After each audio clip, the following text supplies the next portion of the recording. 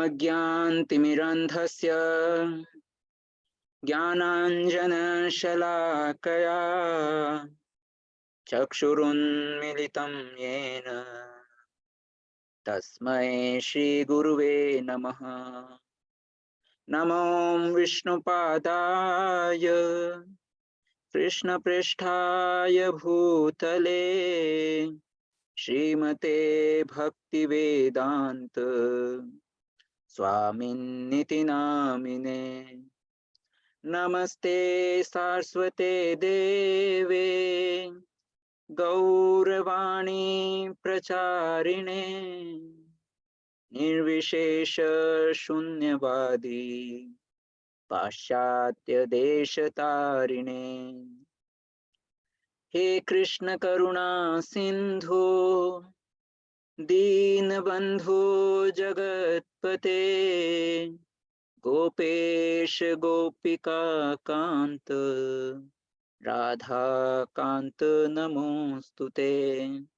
तप्त कांचन गौरांगी राधे वृंदावनेश्वरी वृषभानुसुते देवी प्रणमामि हरिप्रिये। जय श्री कृष्ण चैतन्य प्रभु नित्यानंद श्री अद्वैत गदाधर श्रीवासादि गौर भक्तवृंद। हरे कृष्णा कृष्णा कृष्णा हरे हरे हरे राम राम राम हरे हरे। हरे कृष्णा। भगवद गीता के अध्याय 1 जिसका नाम है कुरुक्षेत्र के युद्ध स्थल में सैन्य निरीक्षण में आप सभी का हार्दिक स्वागत है। तो हम जो है अपना आज का ये अध्याय शुरू करने जा रहे हैं। पहला श्लोक शुरू करते हैं। और माता जी एक सेकंड, मुझे बबीता साहू माता जी, हरे कृष्णा माता जी अनम्यूट कीजिए, आप श्लोक बोलना चाहते थे। हरे कृष्णा। हरे कृष्ण प्रभु जी। जी माता जी, हरे कृष्णा। अध्याय 1 कुरुक्षेत्र के युद्ध स्थल में सैन्य निरीक्षण। धृतराष्ट्र उवाच धर्मक्षेत्रे कुरुक्षेत्रे समवेता जुजुत्सवः मामकाः पांडवश्चैव किम कुर्वत संजयः। हरे कृष्ण प्रभु जी। हरे कृष्ण माता जी, हरि बोल। और हैं हमारे पास यहाँ पर कृष्ण पारिक प्रभु जी। हरे कृष्णा कृष्ण पारिक प्रभु जी। हरे कृष्ण प्रभु जी, दंडवत प्रणाम। दंडवत प्रणाम प्रभु जी। प्रभु जी यही श्लोक पढ़ना है? जी जी जी जी प्रभु जी। ओम नमो भगवते वासुदेवाय। धृतराष्ट्र उवाच धर्मक्षेत्रे कुरुक्षेत्रे समवेतायुयुत्सवः मामका पांडवक्षैव किमकुर्वत संजय। धृतराष्ट्र ने कहा, हे संजय, धर्म क्षेत्र कुरुक्षेत्र में युद्ध की इच्छा रखने वाले में हे संजय, धर्मभूमि कुरुक्षेत्र में युद्ध की इच्छा से एकत्रित हुए मेरे तथा पांडु के पुत्रों ने क्या किया। हरे कृष्ण प्रभु जी। हरे कृष्ण प्रभु जी। आप में से अगर कोई श्लोक के जो ये संस्कृत का जो अर्थ है ना, अगर वो भी चाहते हैं ना कि वो भी जो है पढ़ा जाए है ना, उनके मतलब जो है समझे जाए, तो एक बार जो है वो भी हम समझ लेते हैं ना। धृतराष्ट्र उवाच, उवाच का मतलब होता है कहा या कहना है ना। तो धृतराष्ट्र ने कहा धर्म क्षेत्र यानी कि धर्म भूमि है ना, धर्म क्षेत्र यानी कि धर्म की भूमि, धर्म भूमि या तीर्थ स्थल, कुरुक्षेत्र, कुरुक्षेत्र यानी कि कुरुक्षेत्र नामक स्थान में समवेता, समवेता मतलब एकत्र, युयुत्सव यानी कि युद्ध की इच्छा करने, युद्ध की इच्छा से या युद्ध करने की इच्छा से, माम का मेरे पक्ष या फिर मेरे पुत्र, पांडवा यानी कि पांडु के पुत्र है ना, च यानी कि तथा, एव यानी कि निश्चय ही, किम यानी क्या, अकुर्वत क्या किया, संजय हे संजय है ना। तो यहाँ पर धृतराष्ट्र जो है, भगवत गीता का जो पहला श्लोक है, अभी ये चीज जो है जो है हमने लेवल 1 में देखी थी कि जो ये पहला श्लोक है ना, जो पहला श्लोक है भगवद गीता, देखा जाए तो भगवद गीता एक क्या है, भगवद गीता जो है वार्तालाप चल रही है किसके बीच में, जो है कृष्ण जी के बीच में और अर्जुन के बीच में, है ना। जिस वार्तालाप को संजय जो है वो किसको बता रहे हैं, धृतराष्ट्र को बता रहे हैं, है ना।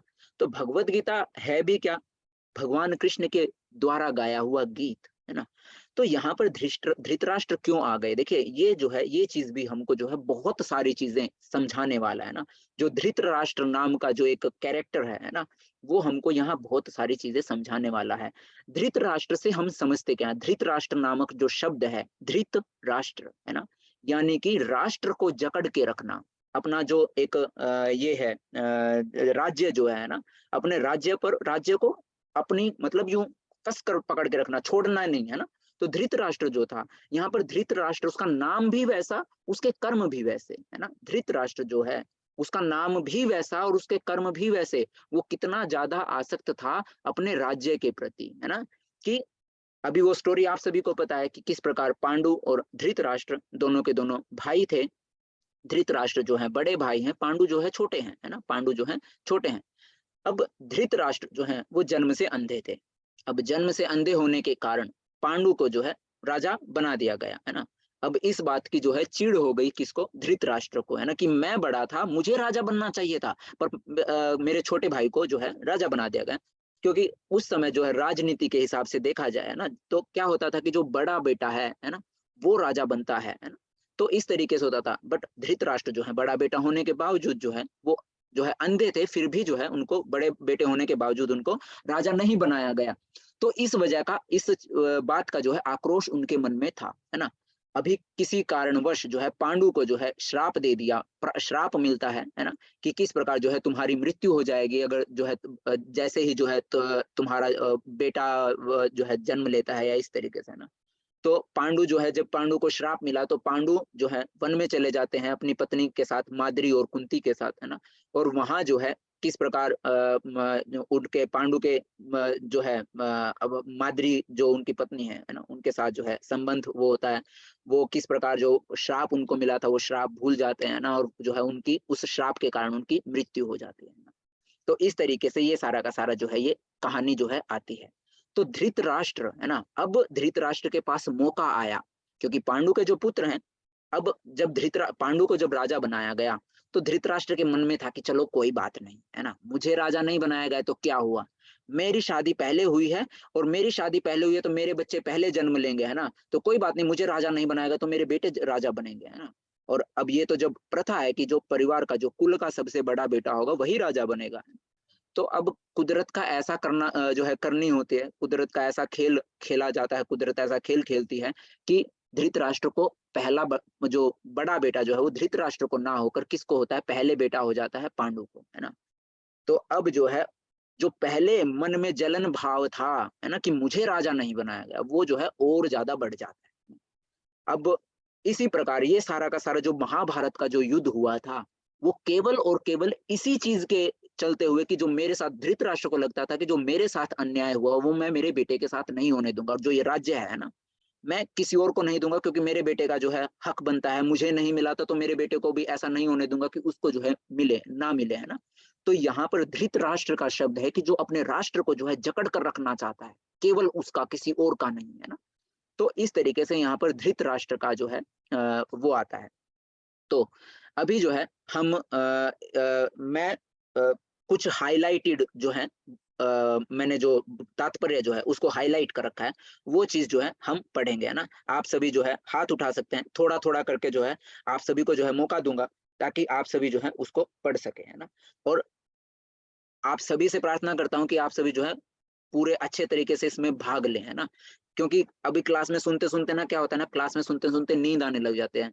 अब ध्यान अच्छे से लगे, उसके लिए जरूरी है कि आप सभी जो है मिलजुल कर जो है, जी जी जी प्रभु, विवेक प्रभु, पीडीएफ जरूर मिल जाएगी, है ना। आपको लेवल 1 में भी तो जो है व्हाट्सएप के ग्रुप में जो है पीडीएफ डाली गई थी, है ना। तो आप पीडीएफ जो है लेवल 1 वाला जो ग्रुप था आप वो चेक कीजिए, अगर नहीं वो होता है तो आपको जो है इसमें ग्रुप में भी जो है पीडीएफ डाल देंगे, है ना। और आप कोशिश कीजिए कि आप बुक खरीद भी ले, है ना, एक भगवत गीता की जो है बुक आप ऑर्डर कर लें, ज्यादा महंगी नहीं होगी, 120-130 रुपए की जो है के आसपास की होने वाली है ना।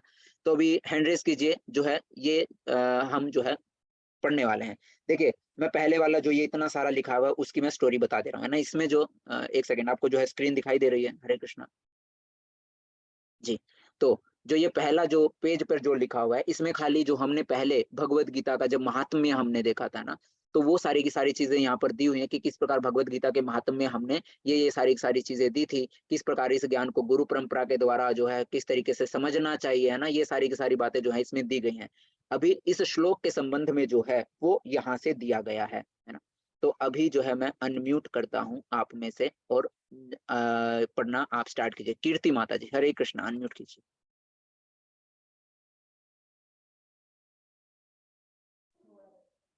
हरे कृष्ण प्रभु। हरे कृष्ण माता जी। धर्मक्षेत्र शब्द सार्थक है क्योंकि कुरुक्षेत्र के युद्ध स्थल में अर्जुन के पक्ष में श्री भगवान स्वयं उपस्थित थे। कौरवों का पिता धृतराष्ट्र अपने पुत्रों की विजय की संभावना के विषय में अत्यधिक संदिग्ध था। अतः इसी संदेह के कारण उसने अपने सचिव से पूछा। उन्होंने क्या किया? वह आश्वस्त था कि उसके पुत्र तथा उसके छोटे भाई पांडु के पुत्र कुरुक्षेत्र की युद्ध भूमि में निर्णयात्मक संग्राम के लिए एकत्र हुए हैं। फिर भी उसकी जिज्ञासा सार्थक है। वह नहीं चाहता था कि भाइयों में कोई समझौता हो, अतः वह युद्ध भूमि में अपने पुत्रों की नियति भावी के विषय में आश्वस्त होना चाह रहा था। चूंकि इस युद्ध को कुरुक्षेत्र में लड़ा जाना था, जिसका उल्लेख वेदों में स्वर्ग के निवासियों के लिए भी तीर्थ स्थल के रूप में हुआ है। अतः धृतराष्ट्र अत्यंत भयभीत था कि इस पवित्र स्थल का युद्ध के परिणाम पर न जाने कैसा प्रभाव पड़े। उसे भली भांति ज्ञात था कि इसका प्रभाव अर्जुन तथा पांडु के अन्य पुत्रों पर अत्यंत अनुकूल पड़ेगा, क्योंकि स्वभाव से वे सभी पुण्यात्मा थे। संजय श्री व्यास का शिष्य था, अतः उनकी कृपा से संजय धृतराष्ट्र ने उससे युद्ध स्थल की स्थिति के विषय में पूछा। पांडव तथा हरे कृष्णा प्रभु। हरे कृष्णा। पहले मैं इतना समझा देता हूँ, है ना। तो धर्म क्षेत्र का जो है शब्द यहाँ पर सार्थक शब्द है, यानी कि धर्म क्षेत्र कोई ऐसे ही मतलब एक होता है ना कि नाम जो है, कई ऐसे ऐसे नाम आज के समय पे हैं जिनका कोई नाम मतलब अर्थ नहीं है ना, मतलब निरार्थक जो शब्द होते हैं जिनका कोई अर्थ नहीं होता है ना। बट जो धर्म क्षेत्र है वो एक सार्थक शब्द है, यानी कि जिसका अर्थ है ना। तो सार्थक शब्द है यानी कि धर्म क्षेत्र, है ना, ऐसा स्थान जहां पर केवल और केवल धर्म की विजय होने वाली है ना। तो धर्म शब्द जो है एक सार्थक शब्द है क्योंकि कुरुक्षेत्र के युद्ध स्थल में अर्जुन के पक्ष में श्री भगवान स्वयं उपस्थित थे, है ना। धर्म की रक्षा करने के लिए भगवान जो है वो स्वयं उपस्थित हैं। कौरवों का पिता धृतराष्ट्र अपने पुत्रों की विजय की कामना के विषय में भी अत्यंत संदिग्ध था, है ना। बहुत ज्यादा चिंता थी कि मेरे बच्चों की जो है विजय हो, है ना, क्योंकि वो नहीं चाहता कि जिस प्रकार वो राज्य से वंचित हुआ था, राजा बनने से वंचित हुआ था, उसके बेटे भी जो हैं राजा बनने से वंचित रह जाएं, है ना। तो इसी संदेह के कारण उसने अपने सचिव से यानी कि संजय से पूछा कि जो पांडु हैं, है ना, पांडुओं ने क्या किया, उन्होंने क्या किया। वह आश्वस्त था कि उसके पुत्र और उसके छोटे भाई पांडु के जो पुत्र हैं वो कुरुक्षेत्र की युद्ध भूमि में एक निर्णयात्मक, जिसमें मतलब अब तो जो है आर पार की लड़ाई हो ही जाएगी, है ना, जो आर पार की लड़ाई के लिए एकत्र हुए हैं, यानी कि निर्णयात्मक संग्राम के लिए एकत्र हुए हैं। फिर भी उसके मन में जिज्ञासा थी, है ना। वह नहीं चाहता था कि उसके बेटों में और पांडु के जो बेटे हैं दोनों में कोई समझौता हो, ताकि पांडु जो है, अब समझौता हो गया तो जो सोचा था कि मैं राज कर रहा हूँ, मेरे बाद मेरे बेटे राज करेंगे, है ना, अगर समझौता हो गया तो राज फिर से जो है पांडु के बेटों के हाथ में चला जाएगा, है ना। तो वो नहीं चाहता था कि भाइयों में जो है किसी भी प्रकार का समझौता हो, है ना। तो वह युद्ध भूमि में अपने पुत्रों की नियति, है ना, कि उनके भाग्य, है ना, के विषय में अस्वस्थ होना चाहता था कि जो है वही जो है राजा बनने वाले हैं, या जो राज्य है वो उन्हीं के जो है पक्ष में आने वाला है। क्योंकि जो ये युद्ध है वो कुरुक्षेत्र में लड़ने जो है लड़ा जाने वाला था, है ना? तो अब इस कुरुक्षेत्र नामक जो भूमि है, इसका जो उल्लेख है वो वेदों में भी आता है ना? वेदों में जो है बताया गया है कि जो कुरुक्षेत्र है वो देवताओं के लिए भी एक तीर्थ स्थल के रूप में है ना? तो धृतराष्ट्र जो है अत्यंत भयभीत था कि इतना पवित्र स्थल जो स्वयं देवताओं के लिए भी, है ना, एक तीर्थ स्थल है ना? तो वहां पर जो है उसके बच्चों की विजय होनी जो है बहुत मुश्किल है, क्योंकि उसको इस चीज का भी जो है ज्ञात था, है ना? ये चीज भी उसको ज्ञात थी कि जो पांडु के जो पुत्र हैं वो बहुत बड़े धर्मात्मा हैं, बहुत बड़े धर्म को जो है धर्म के रास्ते पर चलने वाले, और उसके जो पुत्र हैं वो कहीं ना कहीं कपटी हैं, है ना? तो उसको इस चीज का डर था कि धर्म क्षेत्र जो इतना पवित्र स्थल है, वहां केवल और केवल धर्म की विजय होगी, अधर्म की विजय वहां नहीं होगी, है ना? तो उसको इस चीज का भी डर था, है ना? तो अभी जो है उसे यह भली भांति ज्ञात था कि इसका प्रभाव अर्जुन और पांडु के अन्य पुत्रों पर जो है अत्यंत अनुकूल पड़ेगा, यानी कि उनके तरफ जो है उनके जो है अनुकूल जो है इसका प्रभाव पड़ने वाला है ना? तो इसलिए जो है संजय जो है को ये चीज बोली गई कि तुम जो हो मुझे बताओ कि मेरे और पांडु के पुत्रों के बीच में जो युद्ध स्थल में जो युद्ध होने जा रहा है वहां क्या चल रहा है ना। अब संजय जी के बारे में बताते हैं कि संजय जो है वो व्यास जी के शिष्य थे, अतः उनकी कृपा से संजय जो है संजय को जो है धृतराष्ट्र ने युद्ध स्थल की स्थिति के जो है विषय में पूछा। जो संजय के जो गुरु हैं व्यास जी, उन्होंने उनको दिव्य दृष्टि प्रदान की थी, क्योंकि धृतराष्ट्र जो है, धृतराष्ट्र तो देख नहीं सकते। अब क्या होता है जब ये सारा का सारा युद्ध स्टार्ट होने वाला होता है तो व्यास देव जी जो है वो धृतराष्ट्र के पास जाते हैं ना, और धृतराष्ट्र को बोलते हैं कि मैं तुमको जो है दिव्य दृष्टि दे देता हूँ, तुम्हारे पास आंखें नहीं है पर फिर भी मैं इतना कर सकता हूँ कि मैं तुमको दिव्य दृष्टि दे देता हूँ, और तुम यहाँ बैठकर ही सारा का सारा युद्ध देख सकोगे कि उस युद्ध भूमि में क्या चल रहा है और क्या नहीं चल रहा है। तो धृतराष्ट्र बोलते हैं कि गुरुदेव, मैं तो जो है आंखें अभी मैं जन्म से जो है अंधा हूं, है ना?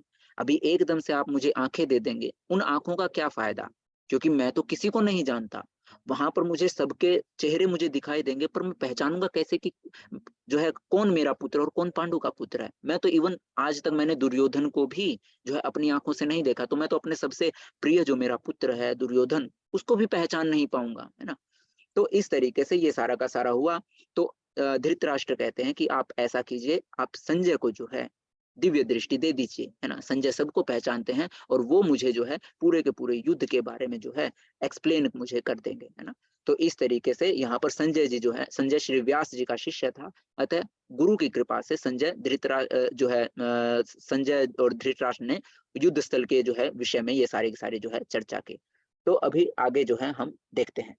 पांडव तथा धृतराष्ट्र के पुत्र दोनों ही एक वंश से संबंधित हैं, है ना? पांडु के पुत्र और धृतराष्ट्र के पुत्र जो है दोनों के दोनों एक ही वंश के हैं, है ना? दोनों के दोनों सगे भाई हैं, और जब धृतराष्ट्र और पांडु सगे भाई हैं तो उनके पुत्र जो हैं वो भी एक ही वंश से जो है संबंध रखते हैं।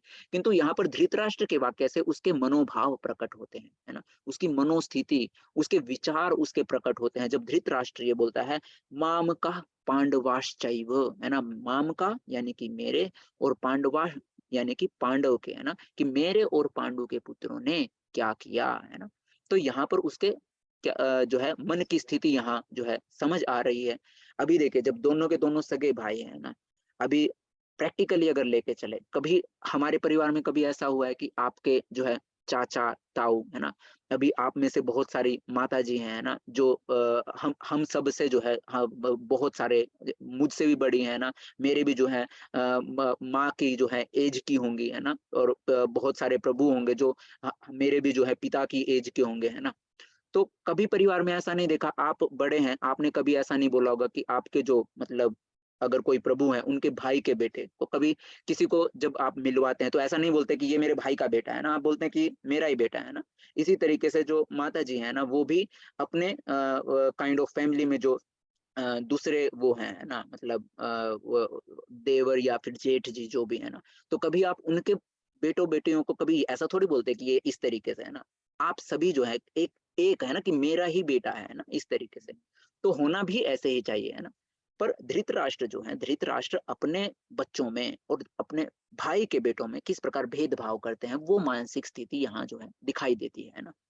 तो उसने जो ये बात बोली है ना, वो जानबूझकर यहाँ पर ऐसा बोला। उसने जानबूझकर अपने पुत्रों पर धृतराष्ट्र के वाक्य से उसके मनोभाव उसने जो जानबूझकर ऐसा जो है ये वाक्य जो है कहे हैं, है ना। उसने जानबूझकर अपने पुत्रों को कुरु कहा और पांडु के पुत्रों को वंश के उत्तराधिकार से विलग कर दिया।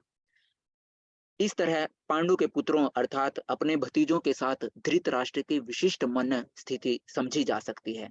जिस प्रकार धान के खेत से अवांछित पौधों को उखाड़ दिया जाता है, उसी प्रकार इस कथा के आरंभ से ही ऐसी आशा की जाती है कि जहां धर्म के पिता कृष्ण उपस्थित हो, वहां कुरुक्षेत्र रूपी खेत में दुर्योधन आदि धृतराष्ट्र के पुत्र रूपी अवांछित पौधों को समूल नष्ट करके युधिष्ठिर आदि नितांत धार्मिक पुरुषों की स्थापना की जाएगी, है ना। तो कहा जा रहा है कि जब धर्म क्षेत्र बोला जा रहा है, तो ये जो है हमको ऐसा मतलब हम कह सकते हैं ना कि चीख चीख कर हमको बताया जा रहा है कि जिस प्रकार एक खेत से अवांछित पौधे, है ना, हम जब कोई भी गेहूं उगाया जाता है, चावल उगाए जाते हैं, तो बहुत सारे अवांछित पौधे भी जो हैं खुद ब खुद उग आते हैं। तो उनको जिस तरीके से उखाड़ कर फेंक दिया जाता है ना।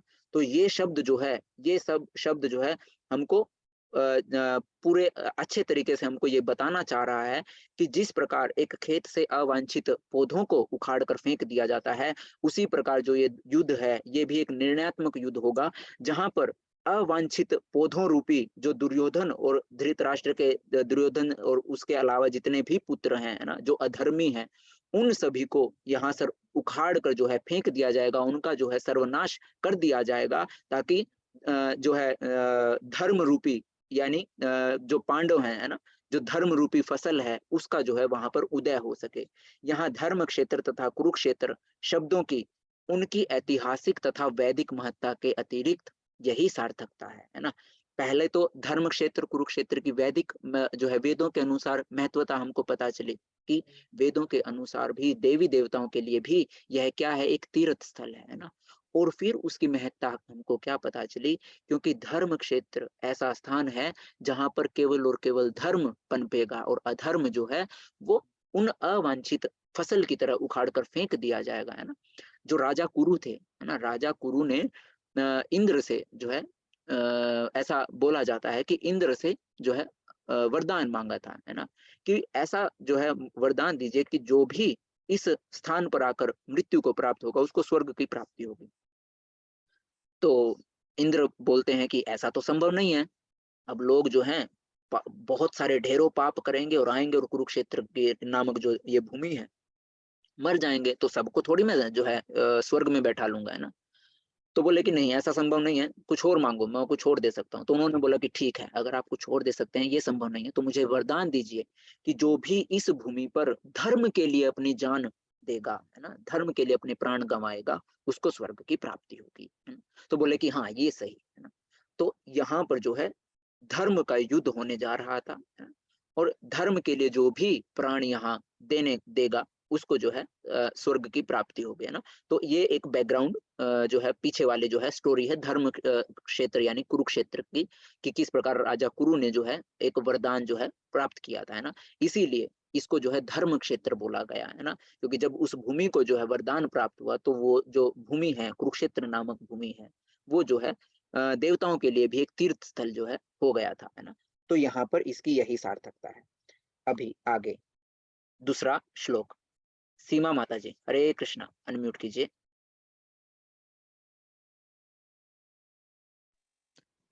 हरे कृष्ण प्रभु जी। जी हरे कृष्णा माता जी।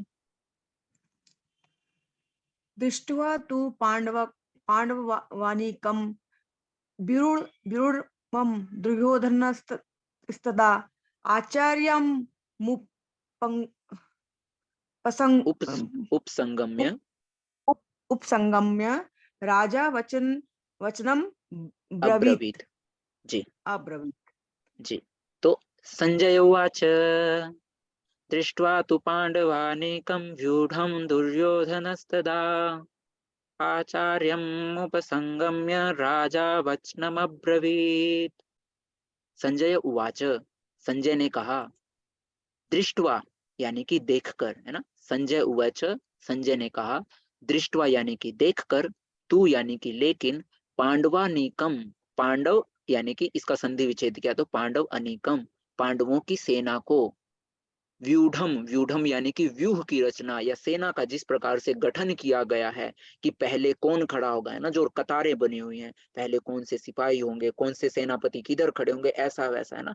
तो जो एक उस व्यूह की जो रचना की गई है वो यहाँ पर बोला गया है, व्यूढ़म यानी कि व्यूह की रचना को।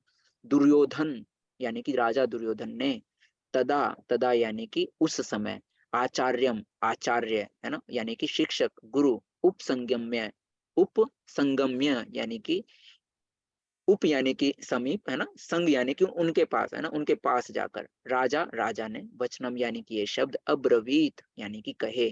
तो संजय ने कहा, हे राजन, पांडु पुत्रों द्वारा सेना की व्यूह रचना देखकर राजा दुर्योधन अपने गुरु के पास गए और उनसे ये शब्द कहे। आप में से कौन पढ़ना चाहेगा? हरे कृष्ण तात्पर्य। निष्किंचन दास प्रभु जी, हरे कृष्ण, अनम्यूट कीजिए।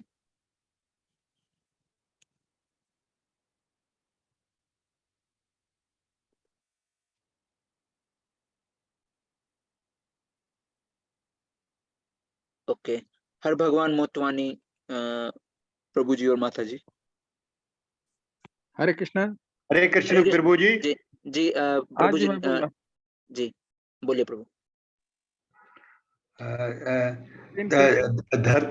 धृतराष्ट्र जन्म से एक अंधा सेकंड था। प्रभु जी, जी एक सेकंड। निष्किंचन दास प्रभु जी बोलिए। हाँ, हरे कृष्णा, दंडवत प्रणाम। जी धीराष्ट्र तात्पर्य, धीराष्ट्र जन्म से अंधा था, दुर्भाग्यवश वो आध्यात्मिक दृष्टि से भी वंचित था। वह यह भी जानता था कि उसी के समान उसके पुत्र भी धर्म के मामले में अंधे हैं, और उसे विश्वास था कि पांडवों के साथ कभी भी समझौता नहीं कर पाएंगे, क्योंकि पांचों पांडव जन्म से ही पवित्र थे। फिर भी उस तीर्थ स्थल के प्रभाव के विषय में संदेह था। इसीलिए संजय युद्ध भूमि की स्थिति के विषय में उसके प्रश्नों के मंतव्य को समझ गया। अतः वह निराश राजा को प्रोत्साहित करना चाह रहा था। उसने उसे विश्वास दिलाया कि उसके पुत्र पवित्र स्थान के प्रभाव में आकर किसी प्रकार का समझौता करने नहीं जा रहे हैं। उसने राजा को बताया कि उसका पुत्र दुर्योधन पांडवों की सेना को देखकर तुरंत अपने सेनापति द्रोणाचार्य को वास्तविक स्थिति से अवगत कराने गया। यद्यपि दुर्योधन को राजा कह कर संबोधित किया गया है, तो भी स्थिति की गंभीरता के कारण उसे सेनापति के पास जाना पड़ा। अतएव दुर्योधन राजनीतिज्ञ बनने के लिए सर्वथा उपयुक्त था, किंतु जब उसने पांडवों की व्यूह रचना देखी तो उसका यह कूटनीतिक व्यवहार उसके भय को छिपा न पाया।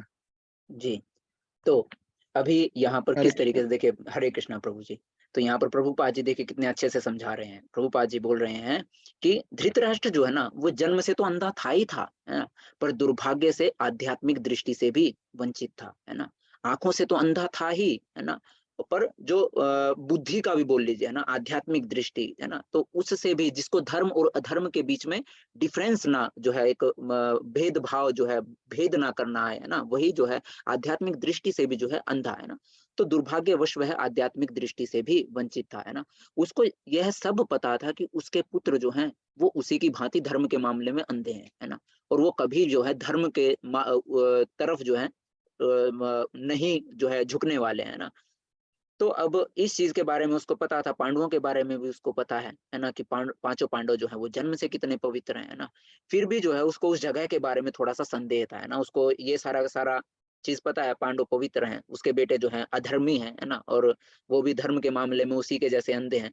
फिर भी उसके मन में कहीं ना कहीं ये संकोच था कि धर्म क्षेत्र कुरुक्षेत्र नामक भूमि पर ये युद्ध होने वाला है, तो क्या हो अगर मतलब कहीं उसके जो बच्चे हैं वो कुरुक्षेत्र में जाकर जो है उनकी बुद्धि जो है वो सही रास्ते पर ना आ जाए कहीं, है ना, कहीं वो धर्म के रास्ते पर चलना स्टार्ट ना करते, है ना कहीं उसके मन में इस चीज का भी डर था। हालांकि विश्वास भी था कि उसके बेटे जो है वो चाहे कुछ हो जाए ना, धरती इधर की उधर क्यों ना हो जाए, उसके बेटे कभी भी जो है ये समझौता तो नहीं करने वाले हैं, है ना।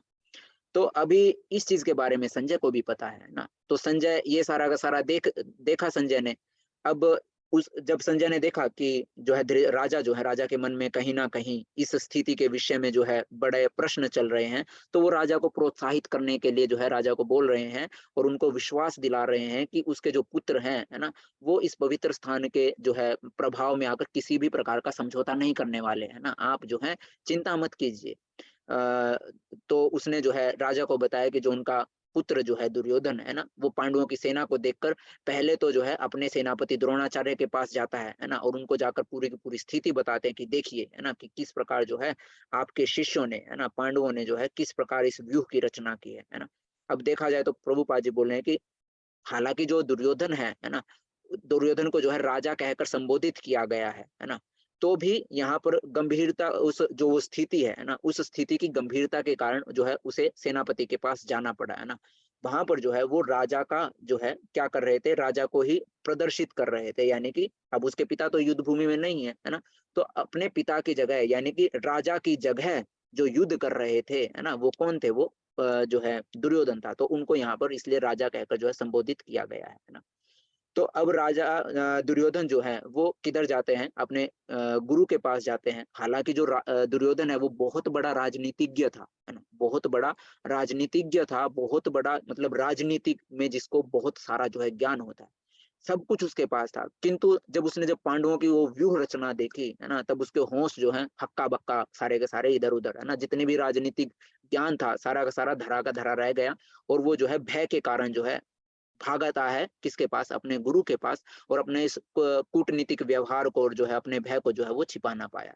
तो यहाँ पर इस तरीके से प्रभुपाद जी जो है बताते हैं। उसके बाद तीसरा श्लोक है ना, ये जो है हम आज के जो क्लास में जो है इतना ही हम जो है करते हैं, बाकी जो है हम सैटरडे को जो है हम करेंगे। पश्यैतां पांडुपुत्राणाम आचार्य महतीं चमूं व्यूढ़ां द्रुपदपुत्रेण तव शिष्येण धीमता। पश्यताम, पश्य यानी कि देखिए, एताम है ना, पश्यैताम यानी कि इसे देखिए, पांडुपुत्रा नाम, पांडु के पुत्रों की, आचार्य हे आचार्य, महतीम इतनी विशाल, है ना, चमूम यानी कि सेना को, है ना, कि हे आचार्य पांडु के पुत्रों की इस विशाल सेना को देखिए, है ना, व्यूढ़ाम जिसको व्यवस्थित किया है, द्रुपद पुत्रेण द्रुपद के पुत्र ने, यानी कि द्रुपद के पुत्र के द्वारा जिसको व्यवस्थित किया गया है, तब यानी कि तुम्हारे शिष्येण शिष्य द्वारा, धीमता अत्यंत बुद्धिमान, है ना, कि हे आचार्य इस विशाल सेना को तो देखिए जिसे आपके बुद्धिमान शिष्य द्रुपद के पुत्र ने इतने कौशल से व्यवस्थित किया है। अब इसको जो है हम समझने का प्रयास करते हैं प्रभुपाद जी के द्वारा इसका तात्पर्य। परम राजनीतिज्ञ दुर्योधन महान ब्राह्मण सेनापति द्रोणाचार्य के दोषों को इंगित करना चाहता था, है ना।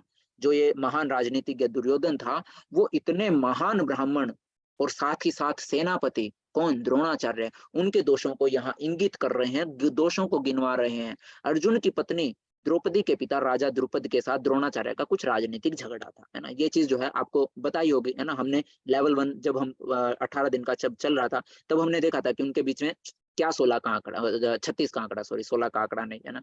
तो उनके बीच में क्या 36 का आंकड़ा था। दोनों के दोनों जो द्रौपदी के जो पिता हैं और जो द्रोणाचार्य है, वो दोनों के दोनों क्या हैं, दोनों के दोनों बहुत गहरे मित्र हुआ करते थे जब वो दोनों के दोनों एक ही सेम गुरुकुल में पढ़ रहे थे। अब सेम गुरुकुल में पढ़ रहे थे, जैसे उनकी शिक्षा पूरी होती है तो जैसे होता है ना, भावनाओं में बहकर कोई वचन दे देना, अपने आप अपने दोस्त से प्रोमिस कर देते हैं, है ना, कि जो मतलब मित्र मैं तुमको कभी नहीं भूलूंगा, और तुम्हारा जो ये दोस्त है ना ये हमेशा तुम्हारे साथ खड़ा है, तुम जो है मुझको आधी रात को भी याद करोगे, मैं तुमको तुम्हारे सामने तुमको खड़ा मिलूंगा, ऐसे, है ना। तो इस तरीके से होता है। तो अब जो है भावनाओं में बहकर जो राजा द्रुपद हैं, राजा द्रुपद ने द्रोणाचार्य को जो है वचन दे दिया, है ना, कि तुम को जब मेरी जरूरत पड़े तुम मुझे याद कर लेना, मैं हमेशा जो है तुम्हारे साथ खड़ा हूँ। तो इस तरीके से द्रुपद पुत्र यानी कि द्रुपद के पुत्र, ये नाम है माता जी, मंजू माता जी, जो द्रुपद जो है वो नाम है, राजा द्रुपद है ना। द्रौपदी का नाम जो है वो किससे आया है, वो उनके पिता से ही आया है, द्रौपदी यानी कि द्रौपदी राजा द्रुपद की पुत्री है ना। जैसे जो कृष्ण है ना, वो अर्जुन को कई कई जगह पर कौन्तेय बोल रहे हैं ना, कौन्तेय, तो उनका नाम कौन्तेय नहीं है क्योंकि वो कुंती के पुत्र हैं, इसीलिए कौन्तेय बोल दिया गया है ना। जो द्रौपदी जो है ना, वो किन की पुत्री हैं, राजा द्रुपद की पुत्री हैं, तो उनको द्रौपदी बोल दिया गया है ना। तो इस तरीके से तो राजा द्रुपद के पुत्र के बारे में अब हम बात कर रहे हैं ना। एक बार मैं इसको जो है एक्सप्लेन करता हूँ। तो अभी राजा द्रुपद जो है, राजा द्रुपद और द्रोणाचार्य दोनों के दोनों बहुत गहरे मित्र जो है हुआ करते थे। और राजा द्रोणाचार्य जो द्रुपद हैं, अब द्रुपद राजा थे, द्रोणाचार्य जो है ब्राह्मण है, पर दोनों के दोनों एक ही जगह पर शिक्षा ग्रहण कर रहे थे, एक ही गुरुकुल में शिक्षा ग्रहण कर रहे थे। अब ब्राह्मण होने के नाते है ना, अब जो वो तो अपना कुटिया में रहते थे द्रोणाचार्य, उनका जो फाइनेंशियल बैकग्राउंड था है ना, वो इतना ज्यादा वो नहीं था, पर द्रुपद तो राजा थे। अब समय बीतता गया, गुरुकुल से निकले, द्रुपद जो है द्रोणाचार्य को ये वचन दे देते हैं कि मैं हमेशा तुम्हारे साथ खड़ा रहूंगा, तुमको जब भी मेरी जरूरत होगी किसी भी तरीके से है ना, मुझे बस तुम याद कर लेना। तो अब वो बड़े होते हैं तो एकदम से क्या होता है, द्रोणाचार्य जी को जो है अपने मित्र की जो है याद आती है ना, कि मेरे मित्र जो है हुआ करते थे, जो अभी जो है राजा है ना, द्रुपद हैं। तो अब वो सोचते हैं कि क्यों ना मित्र से मिलने जाया जाए है ना, इतना लंबा समय हो चुका है, तो एक बार जो है अपने मित्र से मिल लिया जाए। अब मित्र से मिलने जाते हैं और जैसे ही जाकर द्वारपालों से बोलते हैं कि जो है राजा द्रुपद को बोल दो कि उनका मित्र आया है ना, उनका बचपन का मित्र आया है, और जो है नाम जो है मेरा द्रोणाचार्य है। तो जो वो थे उनके द्वारपाल थे, द्वारपाल जाकर बताते हैं कि आपका कोई मित्र बता रहा है, कोई ब्राह्मण के भेष में है, नाम द्रोणाचार्य बता रहे हैं, और बोल रहे हैं कि आपने जो है कभी उनको वादा किया था और वो आपसे मिलना चाहते हैं। अभी जो है द्रुपद को डर चढ़ गया है ना, कि मैंने वादा कर दिया था कि तुमको जब भी जिस चीज की भी आवश्यकता होगी मैं तुम्हारे साथ होऊंगा, ऐसा करके। तो जो है वो क्या बोलते हैं, उनको लगा कि कहीं ये आकर मेरे से मेरा राज्य ना मांग ले है ना, तो वो उन्होंने उनको मना कर दिया है ना, बोलते मैं नहीं जानता किसी भी द्रोणाचार्य को, या फिर मेरा कोई दोस्त वोस्त नहीं है ना। और जाकर जो है ब्राह्मण को जो भी चाहिए है ना, भिक्षा में जो भी चाहिए, उनको जो है आप आदर सहित देकर जो है उनको अच्छे से जो है विदा कीजिए, पर मेरा कोई दोस्त वोस्त नहीं है। वहां पर जो है वो उनका अपमान कर देते हैं। तो अब ये चीज जो द्रोणाचार्य जो है उनके मन में खटक जाती है कि राजा के मन में, एक राजा के मन में इतना घमंड है ना, वो शोभा नहीं देता है ना। और किस प्रकार उनको तो अपनी पूरी सेना का जो साम्राज्य है, या फिर जो उनकी राज्य के जितने भी लोग हैं ना, उनके प्रति उनको दयालु होना चाहिए इस तरीके से। और ये जो स्वभाव है ये एक राजा को शोभा नहीं देता, तो राजा को जो है सही सबक सिखाना होगा है ना, राजनीति सिखानी होगी है ना। तो वो जो है पांचों पांडवों को बोलते हैं कि जाओ राजा द्रुपद को जो है बंदी बनाकर लेके आओ। इस तरीके से सारा का सारा होता है। तो वो बंदी बनाकर लेकर आते हैं। बंदी बनाकर लेके आने के बाद जो है बोलते हैं कि कुछ नहीं करना, छोड़ दो है ना। उनको बस ये दिखाया कि जिस ताकत का तुम अभिमान कर रहे थे, जरूरी नहीं कि पैसे से ही ताकत हो है ना, तो इस तरीके से उसको छोड़ देते हैं। अब द्रुपद के जो है मतलब क्या बोलते हैं, द्रुपद को क्रोध आ जाता है कि मेरा इतना बड़ा अपमान है ना, यूं बंदी बना लिया और इस तरीके से। तो यहाँ पर वो 16 का 36 का आंकड़ा यहाँ पर चला हुआ है। तो इसीलिए बोला जा रहा है कि आपके आपके जो शिष्य जो है द्रुपद के पुत्र जो है ना, उन्होंने ये युद्ध जो के युद्ध भूमि में जो ये सेना का गठन किया, वो आपके आपके जो शिष्य राजा द्रुपद के पुत्र जानबूझ के काइंड ऑफ मतलब ऐसा दिखाया जा रहा है कि तुम्हारे दोस्त, जो तुम्हारा दोस्त हुआ करता था, शत्रु, अपने शत्रु को, बेटे को तुमने इतने अच्छे से शिक्षा दी, वो तुम्हारे ही अगेंस्ट यहाँ पर आकर खड़ा हो गया है ना। तो इस तरीके से यहाँ पर जो है ये समझाया जा रहा है। द्रोणाचार्य से भली भांति जानता था, किंतु जब द्रुपद का पुत्र धृष्टद्युम्न युद्ध शिक्षा के लिए उसको सौंपा गया, तो द्रोणाचार्य को उसने उसे अपने सारे सैनिक रहस्य प्रदान करने में कोई झिझक नहीं हुई। अब धृष्टद्युम्न कुरुक्षेत्र के युद्ध भूमि में पांडवों का पक्ष ले रहा था, और उसने द्रोणाचार्य से जो कला सीखी थी उसी के आधार पर उसने यह व्यूह की रचना की थी। तो द्रोणाचार्य जो है इसी दुर्बलता को जो है की ओर इंगित कर रहा है कि देखिए है ना, आपका जो शत्रु का, आपके शत्रु का जो बेटा है, जिसको आपने सारे रहस्य बता दिए है ना, जितने भी सेना में होने चाहिए, मतलब एक युद्ध रणनीति के जितने रहस्य थे सारे आपने उसको सिखाया, और अब वो जो है आपके ही अगेंस्ट जो है क्या कर रहा है, उन सभी को यूज कर रहा है। तो दुर्योधन ने आगे जो है उनको यह चेतावनी भी दी कि युद्ध में इस प्रकार की उदारता से हार हो सकती है, जो उदारता आपने दिखाई है ना। तो आज जो है हम यहीं तक हम करते हैं ना। तो बाकी हम नेक्स्ट सैटरडे को मिलेंगे, जो श्लोका नंबर 4 से जो है हम नेक्स्ट सैटरडे को हम शुरू करेंगे ना। अभी अगर आपका कोई डाउट है, और हाँ, अगर बाई चांस क्लास में देखिए मैं अभी इंडिया में नहीं हूँ है ना, तो